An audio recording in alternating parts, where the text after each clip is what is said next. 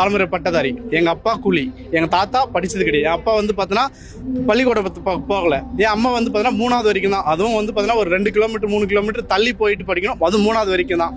அந்த மாதிரி இருந்த குடும்பம் நான்.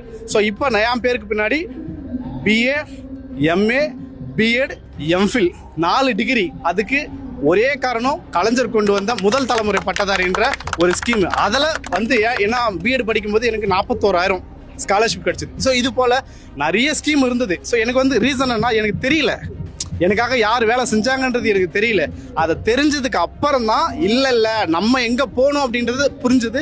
அதனால தான் இப்போ நான் என் கூட இருக்கிறவங்க ஒருத்தருக்கு நான் போய் சொல்லுவேன். இப்போ நாங்கள் ஊரில் எல்லாருமே பேசிகிட்டு இருக்கோம், ஏன் திமுக, ஏன் இந்தியா கூட்டணி பின்னாடி நம்ம நிற்கணும், இப்போ இந்தியா எந்த நிலைமையில இருக்கு அப்படின்றத ஒவ்வொரு விஷயமும் பேச பேச நிறைய இளைஞர்கள் வராங்க. இப்போவும் சொல்கிறேன், எங்கள் ஊரில் ஒரு 4 பேர் இல்லை ஒரு 10 பேர் தற்குறி கூட்டம் இருக்குது. நான் இல்லைலாம் சொல்ல, அது தற்குறி கூட்டம். அவங்களுக்கு சொல்லி புரியல.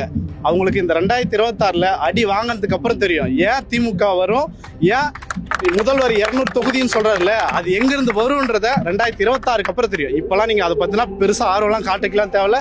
அதை லெஃப்ட் ஹேண்டில் ஹேண்டில் பண்ணுற மாதிரி தள்ளிட்டு போயிட்டே இருக்கலாம். எலெக்ஷன்னா என்னன்றது 2026 ரிசல்ட் மே மாதம் நமக்கு தெரியும். திமுகனா யாருன்றது தெரியும். அதுக்கப்புறம் விஜய்ன்ற அந்த நபருக்கு பாலிடிக்ஸ்னா என்ன, திமுக காரனா யாரு அப்படின்றது அப்போ புரியும்.